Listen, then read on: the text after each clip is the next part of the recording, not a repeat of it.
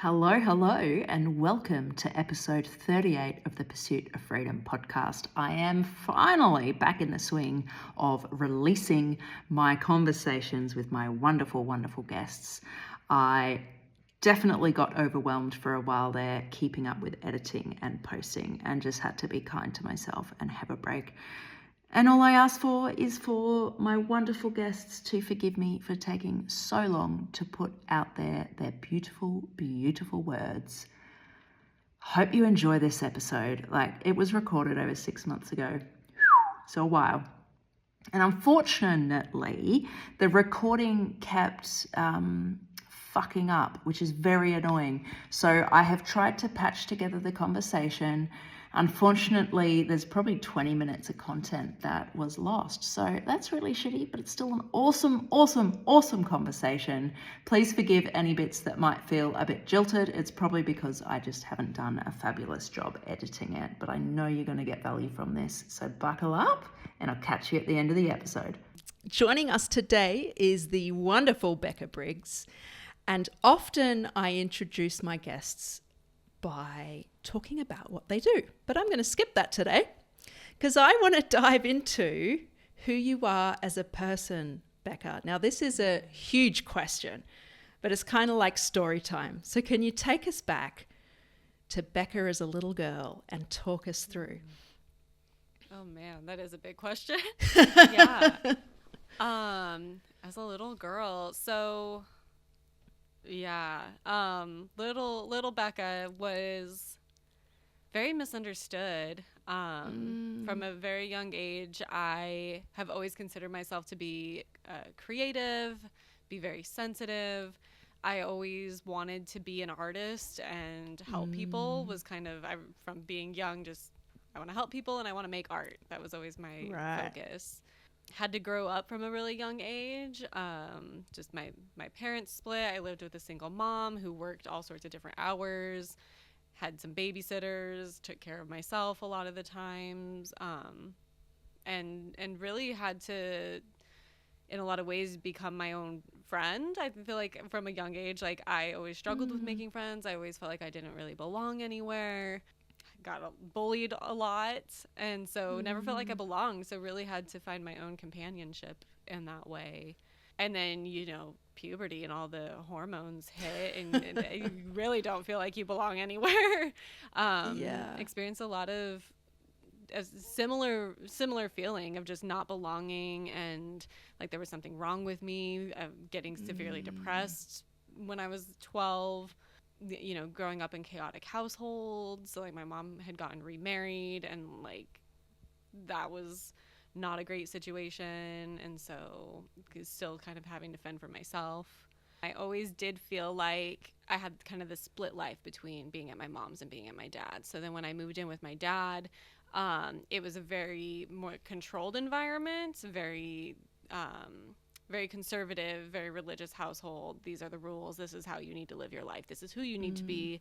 And so really that kind of gave the framework of like, oh, okay, this is who I am, until realizing I don't think that this is actually who I am. And so after moving out on my own for college, and then spending all my 20s really trying to figure out like, okay, who actually am I? What am I about? What, from childhood, I think a lot of us, our core is from who we are as children, but then our life experiences shape us in so many ways. So like who is Becca? Who is Becca here to be? What am I here to do? All of these components that have made up who I am in this present place.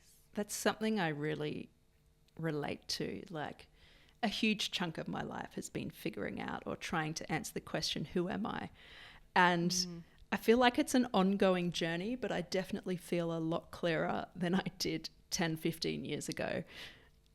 But I'd love to hear your thoughts on how you navigated that. Like, how have you figured out who you are?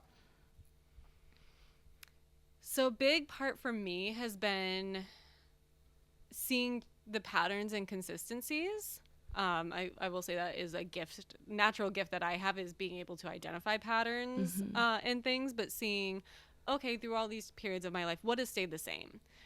throughout these different chapters and changes that I've experienced, or things that have resonated and things that have fallen by the wayside, what has always stayed the same? Those key components that are always there within me, and they might show up in different ways, but they're always there. So like, for example, I say I've always been really creative. The methods that I've used for creativity have changed, continue to change, but creativity is still a very strong value to me, in creative expression, and being creative in your lifestyle and how you express yourself will always be important to me. So I think that's part of the building block of what makes me who I am. Another thing is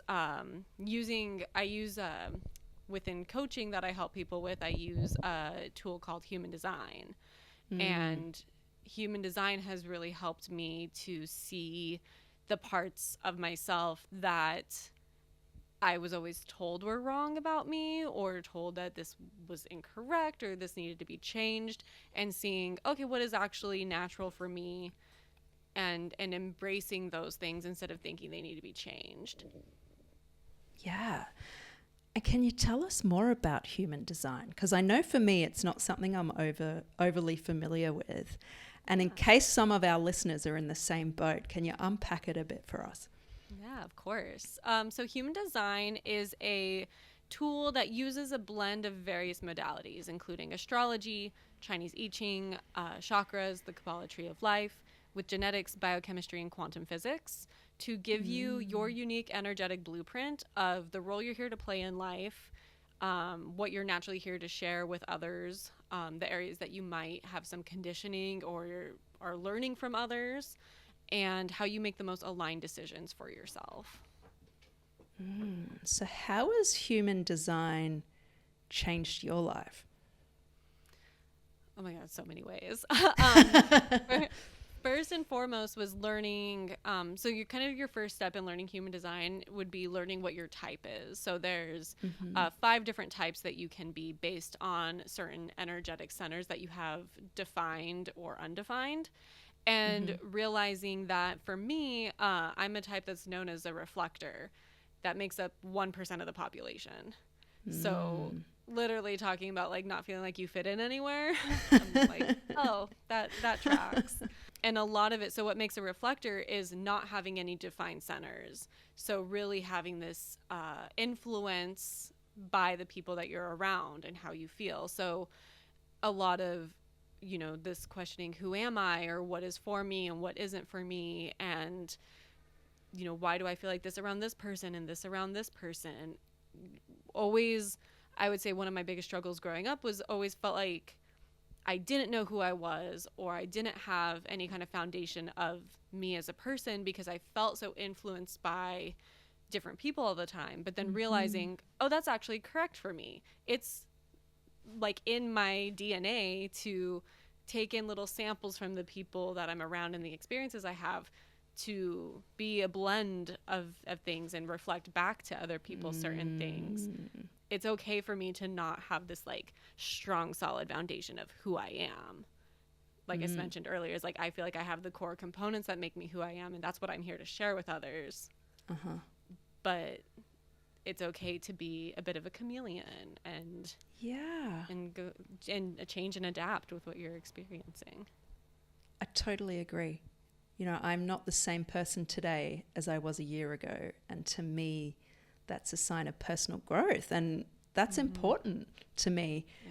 Yeah. I think there's some big voices out there, such as Simon Sinek. I don't know if you're familiar with him, but he is all about find your why. That's what he preaches, right? And he says you only have one why and it can never change. And I kind of push back on that. What are your thoughts?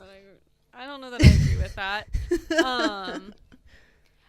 I think for some people, sure, like you might have one why. And I think, maybe if you want to get really particular about it, you could label something as one why for everyone. But right, I think we're so multifaceted and we go through different chapters and changes. And again, like different experiences can influence us so much. Is why can't we have more than one? On this topic of why do you only have to do one? I want to dive into what you do for work, because when we first met, you told me you currently have 5 jobs. Now that is totally against the status quo, and I freaking love it. So can you tell us what's going on there? A lot is happening.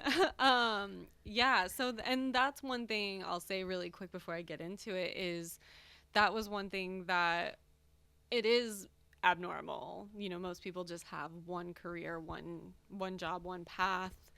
And that's something that for a long time I personally was like, I've always liked doing more than one thing, or kind of jumping from thing to thing, and if I can do so without burning myself out is the key there. But it took a while to really accept that in myself, of being okay with juggling as much as I do. So yeah, first and foremost, I have my own life coaching business, which kind of, as I mentioned, is like, I want to help people figure out kind of who they are and what kind of life they want to live, and how to live in alignment to what's actually correct for them. So I do my coaching. I work as an office manager for a wellness center that I coach out of. I am a manager of a bookstore / espresso bar. Wow. And then I have 2 virtual assistant jobs right now as well. Wow. I think that's so cool. Sorry, I was going to say, if we want to get really crazy, I also have done freelance modeling for the last almost 14 years now. So wow. I don't do it regularly, so I don't really count it, but that is always on the back burner as another career. And just recalling some of the things you've told me that you've done over the years, there's pottery, childcare, preschool photography, working in a vet clinic, web design. And I feel like that's such an important part of discovering who you are and what you like. And for anyone listening who's feeling stuck and kind of don't know what the next step is, that is okay. We've all been there. Just try something, and if you don't like it, move on. And you might end up like Becca and do 5 things. All of the things. No, that's one thing that I felt really blessed with. I thought about that when I got the job originally at the bookstore. Was I made a list of all the jobs that I've had, just to reflect on, and was like, there's so many jobs that I think we'll see and we'll be like, oh, that would be a fun job. But then we don't actually take them. And I'm like, I'm the type of person that when I've seen those pop up, I'm like, oh, I'll do that. Like, yeah, working at a paint room pottery studio, doing preschool photography, working as an after school teacher, like kind of fun jobs. And like the bookstore, I'm like, I'd work in the bookstore, like totally. And I think a lot of times, I don't know if it's we psych ourselves out because it doesn't seem like a good long-term plan, or realistic, or I'm not entirely sure for like why people don't do it. But I've always just been the type of person that I'm like, if I'm going to spend all of my time somewhere, I want it to be something that I halfway enjoy. Like, I don't want to just sit in a cubicle somewhere doing work that doesn't do anything for me. Like, what's the point? And I've done that. I've tried that a couple times, and usually I last like 3 months before I get really depressed. And it's like, I don't want to feel like I'm like this robot monkey just doing tasks for people with no purpose or fun or spirit involved. And so just that, not knowing what's going to come next, but just taking the chance of like, this, if anything, this will just be a fun experience. And that for me is enough. Yeah. And what would you say to people? Because there's a lot of people out there who think this, and I've been guilty of it in the past. You say, well, I can't get out of my current job or my current situation because, that's just the way life is, or I need that secure paycheck, or whatever it is. What would you say to those people? So a couple things always come to mind when people, say, well, like, I can't do that, or, I can't leave my job. Well, who says? Like, right. And then I've been guilty of myself in the past of being, feeling like I need to take a job for job security. Well, like, I need this career, I need this and that. The thing is, it's kind of a false sense of security because you could get laid off at any point in time, and I think in a lot, like, unfortunately, in a lot of cases is like, your job doesn't care about you. They, you need them more than they need you. They can replace you if they ever decide to. And, if you're not living up to their expectations, you're gone. So you just stay doing what they want you to do for this false sense of security when there's, like, anything is possible. And, like, even though my life is wild, it's not even as wild as some other people that I know that, like, are able to, they just travel full time because they love traveling. So they have all these different jobs or have very obscure jobs. So I guess this would be like the third thing I would say is I think we don't give ourselves enough credit for how resourceful we can be. So, for example, if you were to get laid off from your job, like, well, what would you do? Would you just sit there? No, you'd figure something else out. But, like, wouldn't it be better to have the power to do that for yourself now? Like, I'm not figuring something out because I have to. I'm figuring out what I want to do because I want to and because I can. Yeah. And I'm seeing what other options are there for me that a lot of times people don't even consider as being possible for them. I know one girl that I know who literally travels the world full time, and you can find work-study jobs anywhere. So she just went to, like, the Galapagos for a few weeks. Wow. And did, like, a work trade, and it's, you get free housing and food, stipends, and if that's what you want to do, why not do it? And it can feel safe to just stay here, but it's really not any safer than it is doing what it is that you want to do. Totally agree. And I refer to it as the secure job fallacy because it's not real. Like you said, they can let you go at any time. And you need them more than they need you. It's so true. And I think the trap we fall into is we are scared of change, often because we're scared of failure. So we want to avoid the fear of failure. We like avoiding pain as humans. But what's the cost of staying how we are now? Often there is a huge cost. Frame it that way, and it's very easy to make a decision and go, yeah, I'm changing things right now. Because we're worth it, right? Just dare to dream, dare to take a chance. And if it doesn't work out, that's okay. Well, that's one thing we talk about a lot in coaching is that there's no such thing as failure, only feedback. So you say, like, okay, well, what if I do this and it doesn't work out? Well, then it doesn't work out. Then you get resourceful and you figure out your next step. And now you don't want to do that. Or you've learned something from this experience that you want to take with you, or that's made you better in this certain area. Or you discover something that you didn't even know that you loved that now you want to pursue. Like, you have no idea what is on the other side of that. But there's no, like, the only failure is to just, like, give up. Right. Totally agree. And you're not going to know if something's the right choice or if it's going to be what you want to do unless you do it. You just got to take a chance. And like you said, it is feedback. And knowing what you don't want to do is actually really useful information.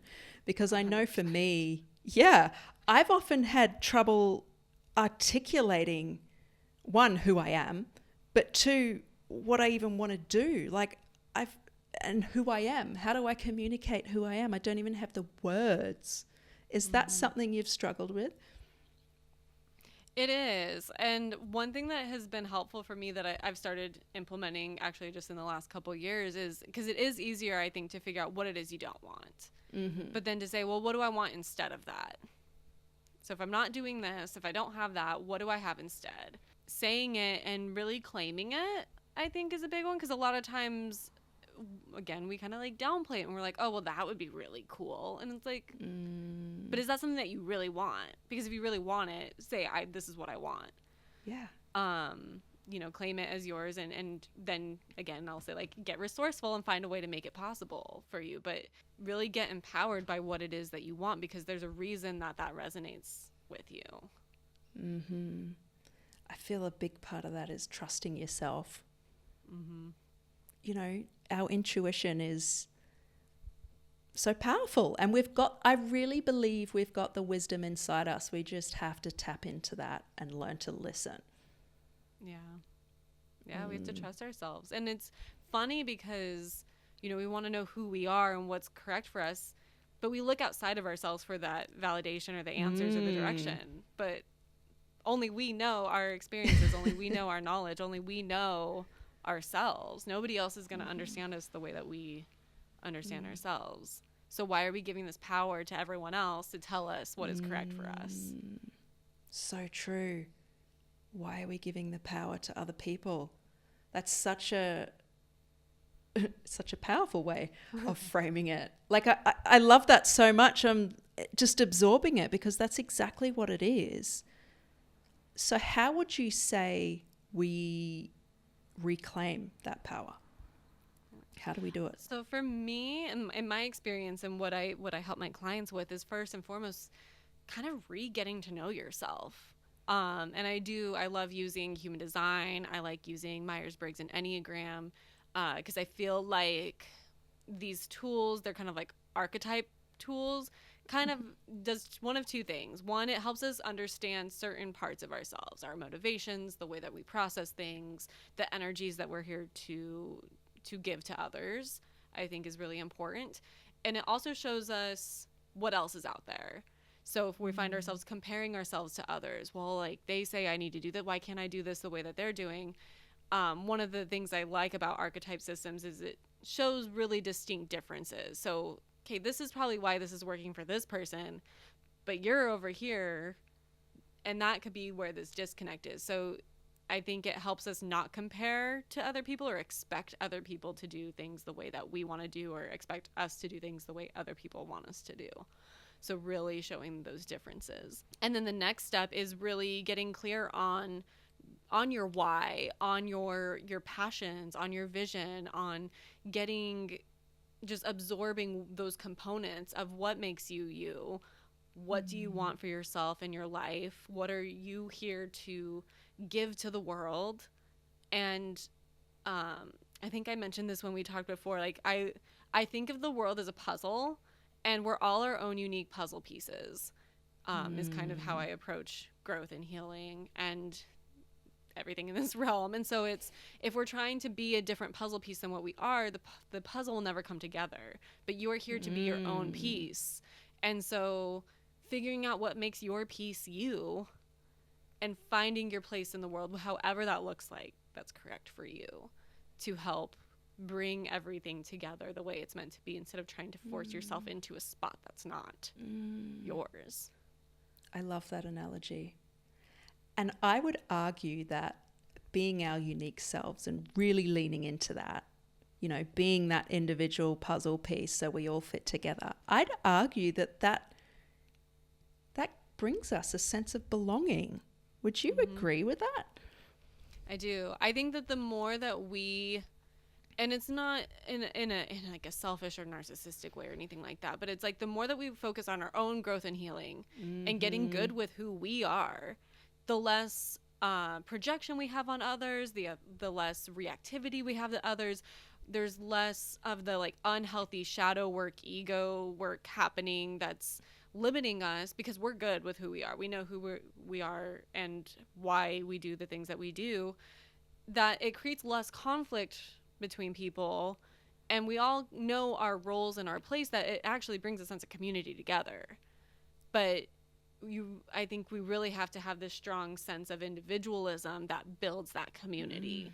Because if we're trying to build a community of unhealthy people that are just reacting to each other and expecting everyone to do things the way that they're going to do, or we have too many people that are only focused on themselves, that they're not focused on how they contribute to the greater good, either way is limiting. But if we're focused on ourselves and then finding our place to give that, I think would solve a lot of the issues we have in our current society. Totally agree. And I tell a lot of people that they need to put themselves first. And women in particular push back on that. And they tell me, that's ridiculous. I care about other people. I'm like, yeah, but that's not what I'm saying. I'm not saying that shows you don't care. I'm saying you need to put yourself first because you are worth it. And once you put yourself first, all the other things come, right? You start unpacking who you are. You've got more joy in your life. You're bringing or attracting the sort of people in your life that you want to. I truly believe more of us have to put ourselves first. And, you know, if you want to say it's selfish, okay, but that's a good thing. Yeah. No, and I think we're often taught from a young age not to put ourselves first because it's selfish or it's, you know, it's mean or it means that you don't care about other people. And it's like, but I can actually help people more when I'm coming from a full cup. Like, and I'm from a happier place and I'm more fulfilled. I can actually support other people much better than when I am really grouchy and hate my life and hate myself. Right. Like, you know? Yeah. I mean, it makes total sense when you say it. Yeah, it's just one of those you don't always think about when it's in practice and then have to be reminded. There's one thing, and I think I probably need this reminder for myself right now too, is so there's something I talk about with my coaching clients called, I don't know how or why I came up with this, but it's another analogy. I think of like a day sandwich. And like, how are you starting and ending your day? That is like the bread of the sandwich. And then whatever happens throughout the day is the filling. And if you have this good foundation on either side of the sandwich, even if you have like really messy, lots of toppings on the inside, it tends to hold better together than if you have nothing. And so like with how you're starting and ending your day, I think needs to be prioritized with those things that fulfill you and fill you up. So if you're, because I think a lot of times, especially kind of creatives, is you put your art on the back burner. You're like, well, I got to do this and this and this before I can do this art. Or, you know, I have to take care of my significant other or my kids before I can get to these things that I'm passionate about. And the next thing you know, it's been months and you haven't actually worked on these things that you're actually very excited about, or you haven't touched your hobbies, and life just gets mundane. So it's, you know, really prioritizing at least a few minutes at the beginning of the day of some sort of morning structure routine that gets you those things that light you up and fulfill you, and ending your day the same way. And it doesn't have to be like an hour-long routine, but just like giving yourself that time and attention makes a huge difference. I'm going to put forward a question I think a lot of listeners will be thinking or saying. They'll say, I don't have time. I don't even have a spare minute. What would you say to that? Well, I very politely give it to disagree. us straight. Yeah. Like, I don't agree. Like, even the time, I don't know, because I've been in that position too, where I'm like, you know, oh, I can't. But if you want to get real honest with yourself, like, look at how often you're on your phone. Like, how much time were you scrolling on social media? And like, no shame, I do it too. I get a reminder every week on how long I've been on my phone. I'm like, oh, okay. But it's like, you know, the last 5 minutes of your day, are you scrolling through TikTok? Or can you take that time to, you know, draw a doodle if drawing is your thing, or brainstorming some sort of idea, or doing some reading, or, you know, drinking a nice cup of tea that just like makes you like feel good and have a little bit of inner peace, or, you know, giving your loved one a really big hug. That, you know, it's just having a little bit of time that is for you to be fulfilled. And I think if we were all honest with ourselves, we have more time in the day than we give ourselves credit for. It's just a matter of being present in that moment and acknowledging it, and and again, claiming it as, I'm taking this 5 minutes for me.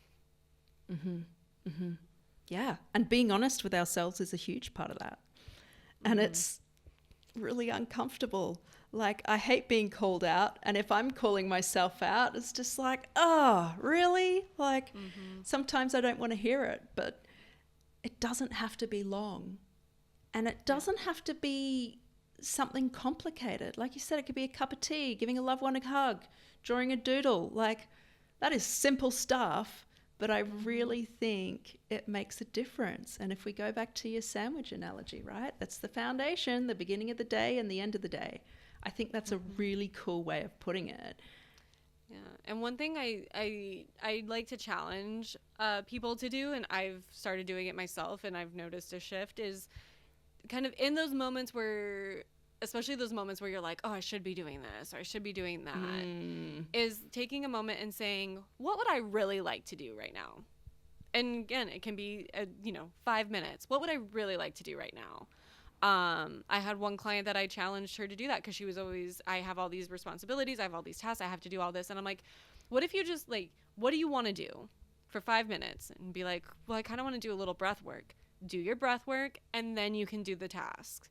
Because then you're doing the task from this much happier, peaceful place than feeling obligated. Oh, I got to do this and I have to do that. And then I have to jump to this. Like, take those little moments when you feel this pressure or force that I have to do this, I got to move forward, I'm tired, or like, I wish I could do this.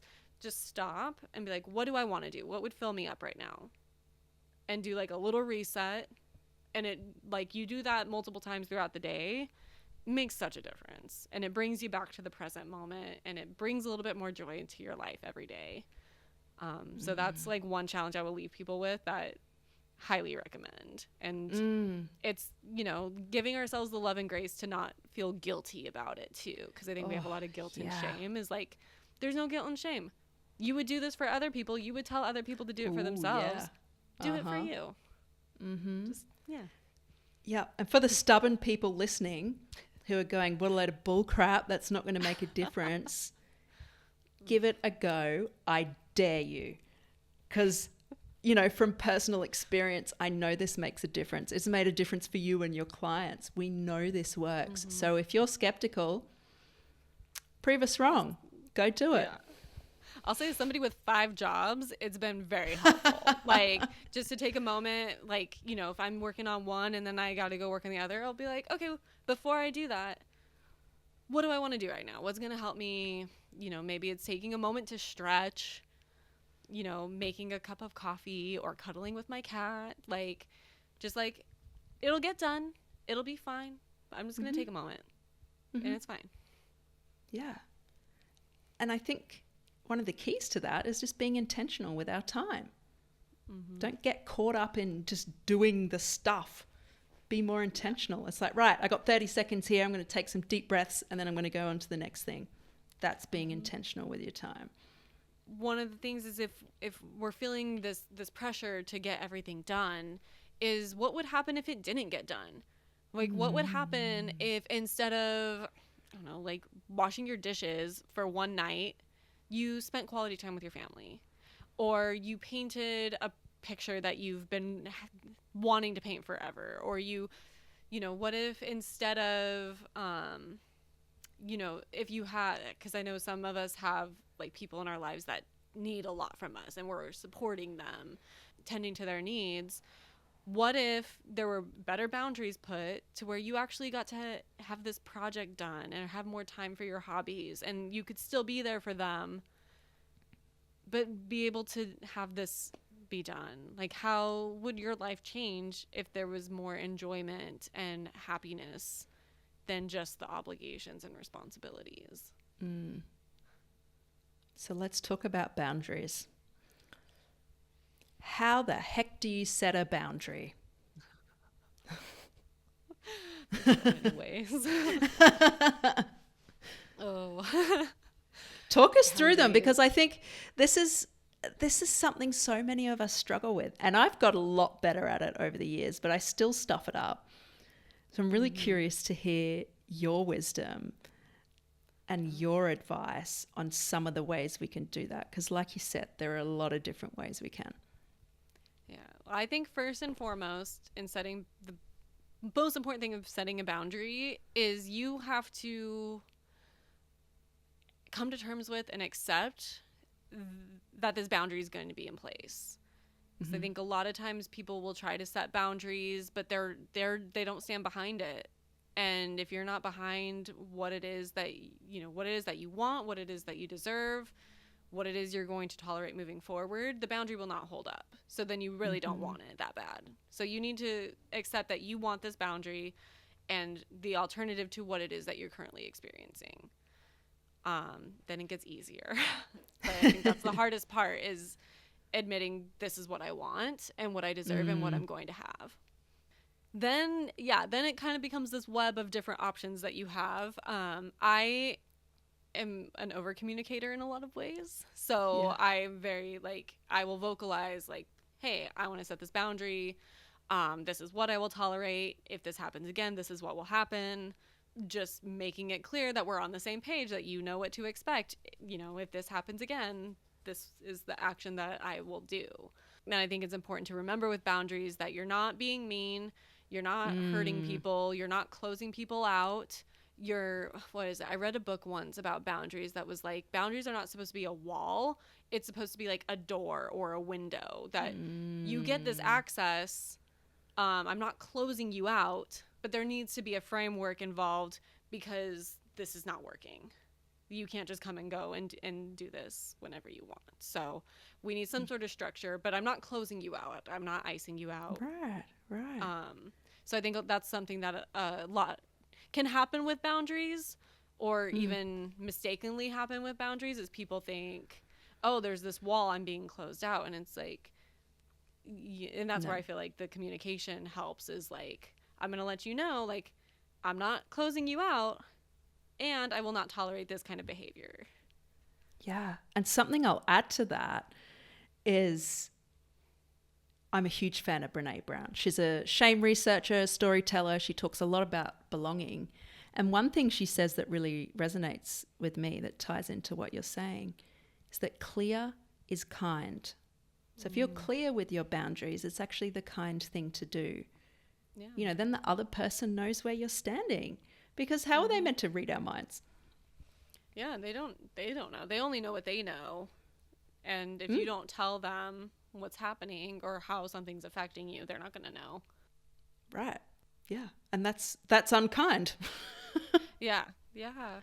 Then that's doing both of you a disservice to, and I think a lot of times, especially in terms of needing to set boundaries in kind of that caretaking way of if you're over caring for somebody, is a lot of times we think we're being helpful, but we're really enabling the behavior. We're really not letting them be resourceful in figuring out their own problems. So you think about the times in your life that you've had the most growth or had the biggest transformation. It's often the times where, unfortunately, maybe hitting rock bottom, but having to get it together and figure things out for ourselves are the best moves that we've ever made.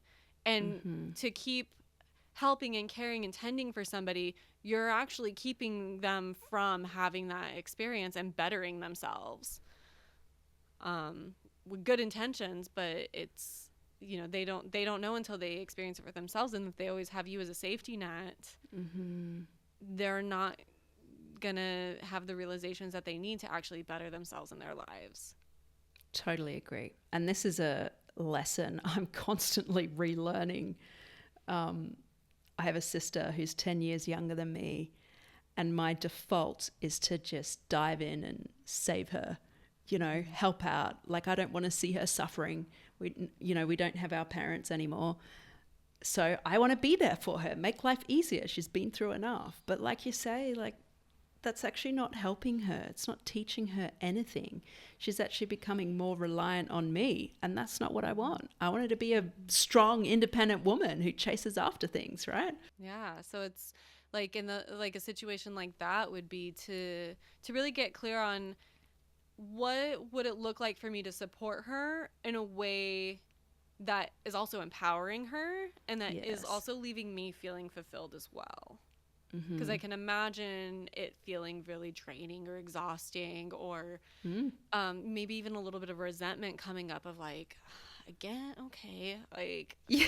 Yep. all right. So, like, what would actually leave you feeling better after a situation with her, after talking with her? Like, and that can be the framework that can create that boundary of, hey, you know, she reaches out like, hey, I'm happy to help you in this way or this way, or, you know, I can help you to this capacity, and I'm here for you and I love you, and, you know, you got this.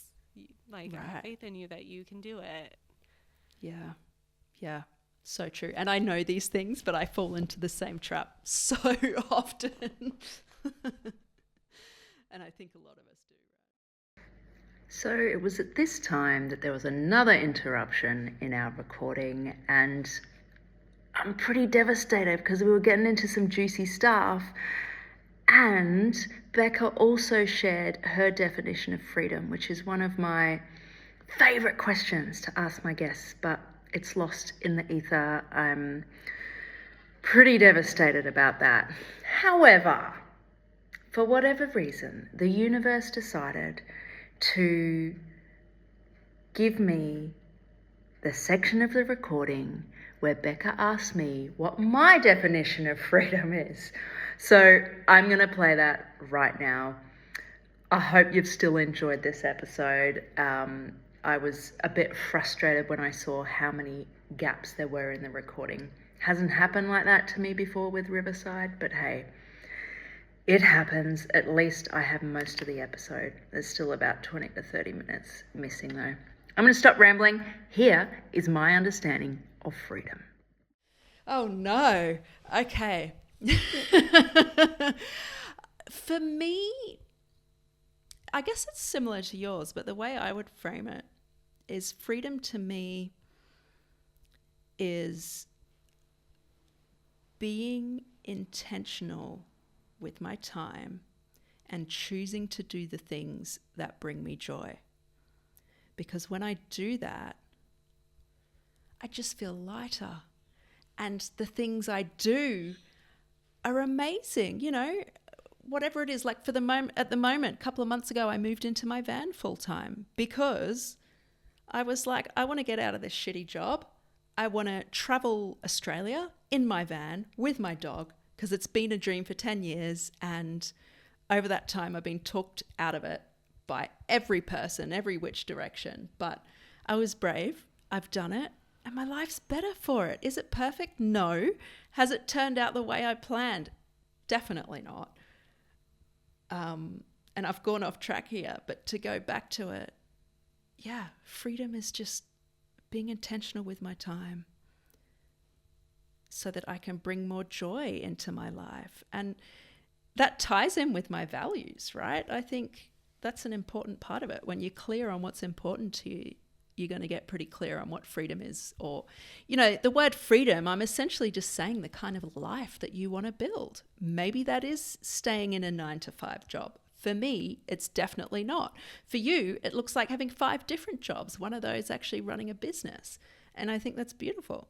Isn't it cool hearing these answers? And I love that you put it back on me because that doesn't happen a lot. So thank you. That's amazing. Oh, Becca, thank you so much for your time. I've learnt a lot. Yeah, and I'm just trying to reflect on some things that stood out for me. And what I can't get out of my head is the 2 analogies you used. Like we're all these little puzzle pieces. And we need to stay true to ourselves to fit together as part of the bigger picture and to belong and build a community. And then also your sandwich analogy, I love that too. You know, having that to start your day and end the day with something for you, help ground yourself, build that foundation. It makes such a difference. But on that note, thank you again. And I can't wait to have you back on because I feel like we've got more to talk about. And there you have it, folks. That's a wrap on episode 38. It was really cool, actually, to listen back to the conversation that I had with Becca because, like I said, it's been like half a year since I had it. Anyway, I'm ruminating now. I hope you enjoyed it. Let me know what you thought. Send me an email, rosie@cookalini.com, or go hit me up on LinkedIn. Search for Rosie Burrows. I'll be there. I'm the smiling chick in an akubra. I look awesome, if I say so myself. And I catch you in next week's episode 39. It's gonna be an absolute cracker.